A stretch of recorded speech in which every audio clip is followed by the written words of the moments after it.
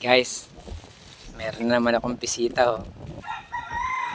Binisita ako ni Potpot. Kaya lang, nanghingi lang ng bote. Tingin ng bote. Nanghingi siya ng bote, bibenta daw niya. Kumusta naman yung mga fans natin dati? Namimiss ka nila eh. Ang tagal mo rin nawawala. Pati niya yan, bote. Daw mga bote ng MP yan. Nag-aaral lang eh. Kaya di na ako pumunta dito eh. Nag-aaral ka na kaya di ka na pupunta. Anong grade ka na ba? Grade? Kinder. Akala ko grade 6 ka na. Kinder ka pa lang. Anong ginagawa mo sa school? Nung buburaot ka lang dun eh, no? Hindi, minsan may baon. Minsan pag walang baon, nagbuburaot. Nambuburaot ka ron pag wala kang baon.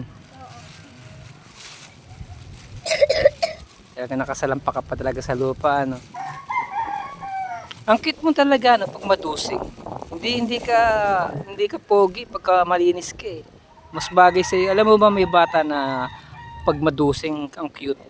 Pero may mga bata na pagka malinis naman, pag malinis naman sila, anong tawag doon? Hindi magandang tignan. Ikaw yun.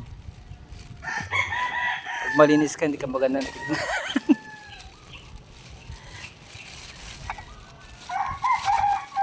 Anong gagawin mo dyan sa bote na yan? Nag-iipon ka ba?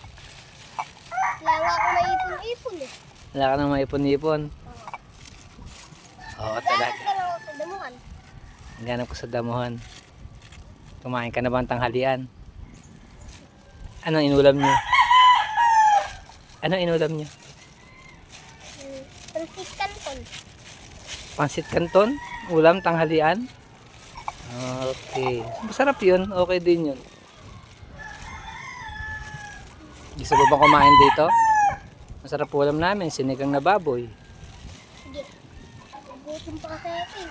Nagutom ka pa? Wala pa akong pera eh. Naghanap kang pera. Ba't aanin mo ba ang pera? Binibigyan ka naman ng baon sa school ah. Baot po sa tinapay. Ah, baon mo lang tinapay. Walang cash. Hindi ka binibigyan ng pera ng papa mo? Oo, papagla ka ako sa school. Ano? Naglalakad ka lang sa school? Ay, hindi pala binib. 10, pumasahe. Si tita ko may baon. 10 pamasahe. Tinapay ng baon ko eh. Pamasahe sa papunta ng school, 10. Papunta lang yun. One way lang yun. Paano pabalik? 5 lang yun. 5 lang. 5 papunta ron, 5 pabalik. Sige Punta na. ron 5. Magbabay ka na sa kanila. Bye guys. Bye guys.